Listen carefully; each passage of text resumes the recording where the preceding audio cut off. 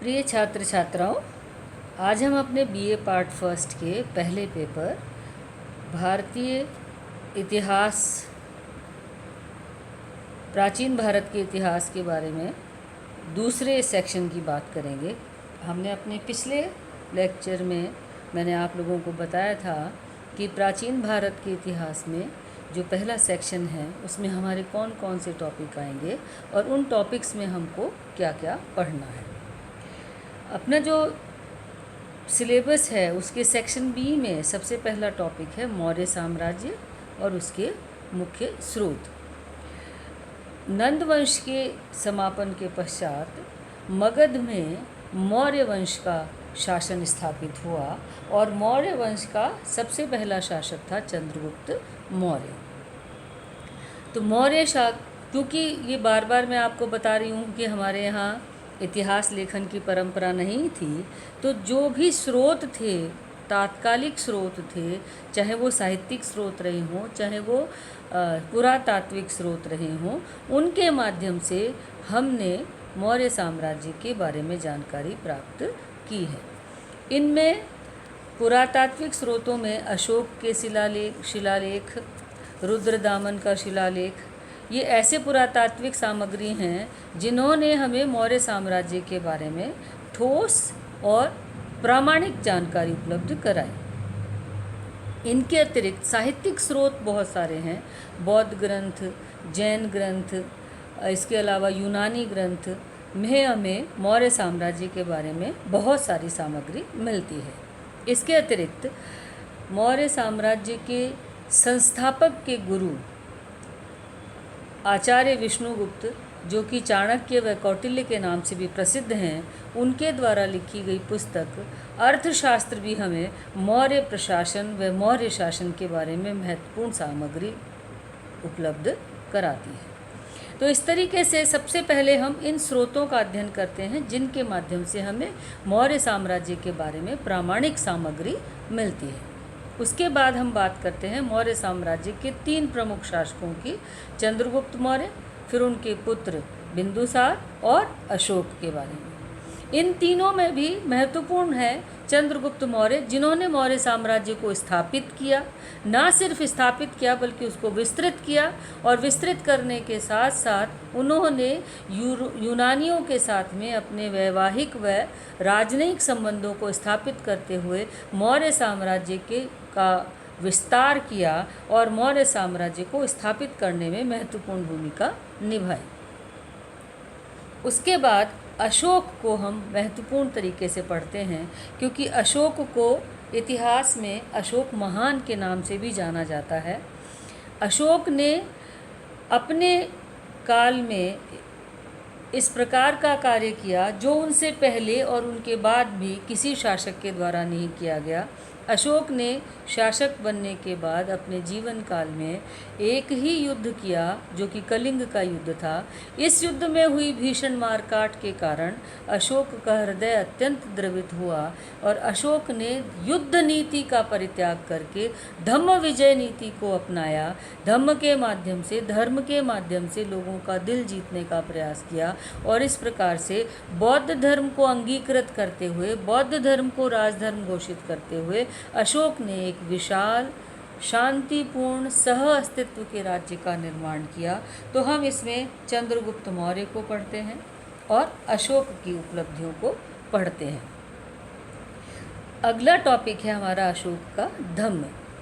जैसा कि मैंने अभी आपको बताया कि अशोक ने कलिंग के युद्ध में हुई भीषण हिंसा को देख करके उनका हृदय द्रवित हुआ और उसके कारण उन्होंने बौद्ध धर्म को अपनाया और बौद्ध धर्म के अहिंसा के संदेश को अपनाते हुए युद्ध नीति का पूर्णतः परित्याग किया व धम्म विजय के आधार पर अपने शासन को स्थापित किया। तो व्यक्तिगत रूप से उन्होंने बौद्ध धर्म को अपनाया और राजधर्म के रूप में भी बौद्ध धर्म को अपनाया, लेकिन अशोक ने अपने शिलालेखों पर जगह जगह धम्म की आज्ञाएं उत्कीर्ण करवाई हैं। यह धम्म बौद्ध धर्म से थोड़ा सा भिन्न था।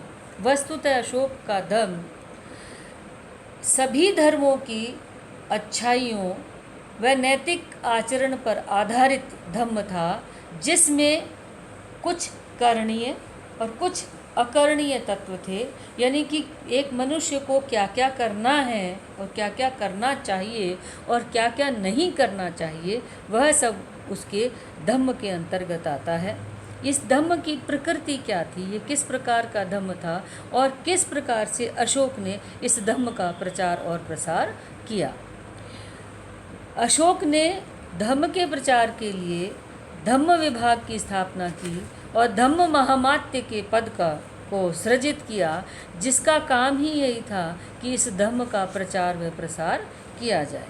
तो इस प्रकार अशोक का धम्म क्या था, वह किस रूप में बौद्ध धर्म से अलग था, उसमें उसकी विशेषताएं क्या थी, उसकी क्या खासियतें थी और उसका किस प्रकार से प्रचार और प्रसार किया गया, वह आता है इस टॉपिक के अंतर्गत।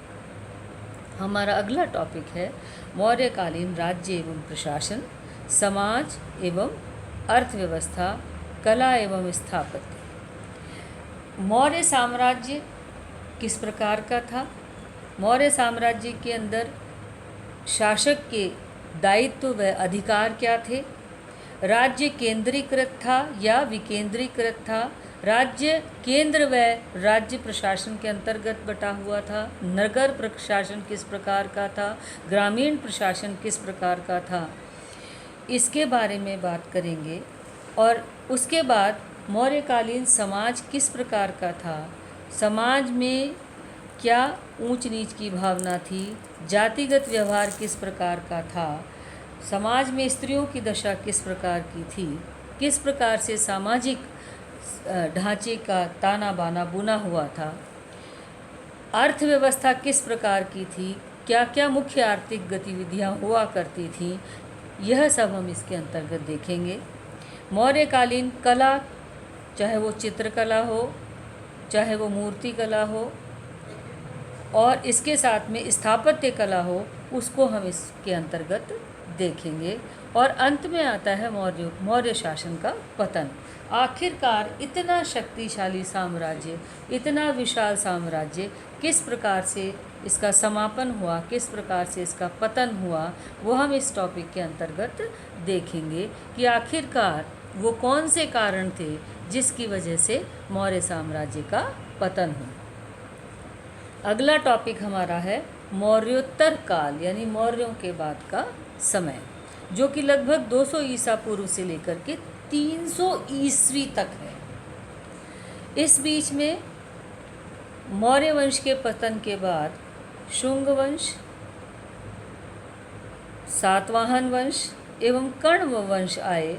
तो शुंगों, सातवाहनों, शकों तथा कुषाण शासकों के द्वारा क्या क्या महत्वपूर्ण कार्य किए गए, उनकी उपलब्धियां, चाहे वो राजनीतिक उपलब्धियां हो या अन्य क्षेत्र में उपलब्धियां हो, वो कौन कौन सी रही। शुंगों में हम मुख्य रूप से पुष्यमित्र शुंग को पढ़ते हैं, जो कि शुंग वंश का सबसे शक्तिशाली शासक था। सातवाहनों में हम गौतमी पुत्र शातकर्णी व वशिष्ठी पुत्र पुलवामी को विशेष रूप से पढ़ते हैं। शक में हम रुद्रदामन को व नहपान को विशेष रूप से पढ़ते हैं। और कुषाणों के अंदर हम कनिष्क प्रथम को विशेष रूप से पढ़ते हैं। इन शासकों की क्या क्या महत्वपूर्ण उपलब्धियां रही थी, वह हम इस टॉपिक के अंतर्गत पढ़ते हैं। मौर्योत्तर काल की सामाजिक, धार्मिक व आर्थिक परिस्थितियां किस प्रकार की थी, उनमें उनका धार्मिक जीवन, उनकी धार्मिक गतिविधियां, उनका सामाजिक जीवन, सामाजिक गतिविधियां, साहित्य किस प्रकार का था, कला का विकास किस प्रकार से हुआ। विशेष रूप से हम देखते हैं कुषाण के समय में कला और साहित्य में विशेष रूप से विकास हुआ। कला के क्षेत्र में हम मूर्ति कला में गांधार कला और मथुरा कला शैली को देखते हैं। इस प्रकार से शुंगों, सातवाहनों, शकों और कुषाणों की सामाजिक, धार्मिक, आर्थिक, साहित्यिक व कला के क्षेत्र की उपलब्धियों का अध्ययन हम इसके अंतर्गत करते हैं। अगला टॉपिक हमारा है संगम युग का। दक्षिण भारत में, तमिल में, जो आज हम जिसे तमिलनाडु कहते हैं, वहाँ पर संगम युग आया।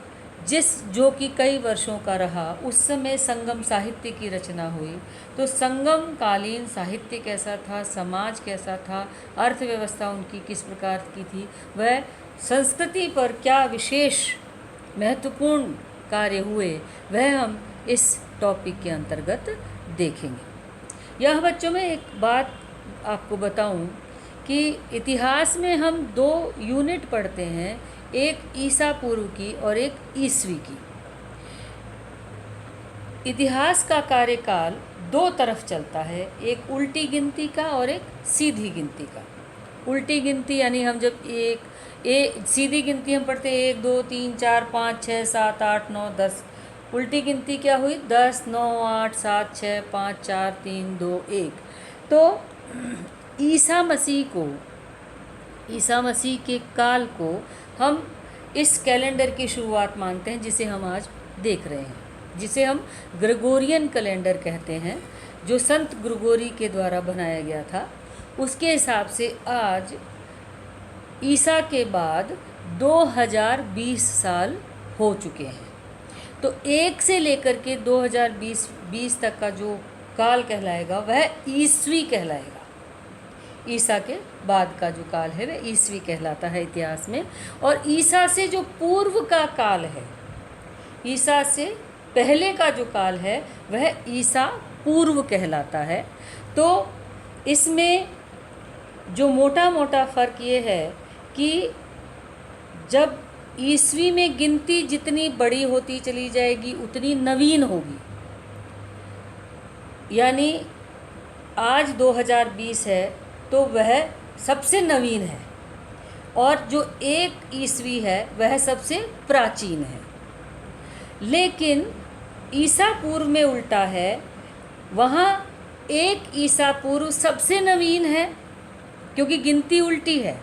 तो 1 ईसा पूर्व सबसे नवीन है, और जितना दूर चलता चला जाएगा 200 500 1000 2000 3000 ईसा पूर्व उतना ही पुरातन होता चला जाएगा। तो इतिहास में हम काल निर्धारण 2 रूप में करते हैं, ईसा से पहले यानी ईसा पूर्व और ईसवी। आज का लेक्चर मैं यहीं समाप्त करती हूँ।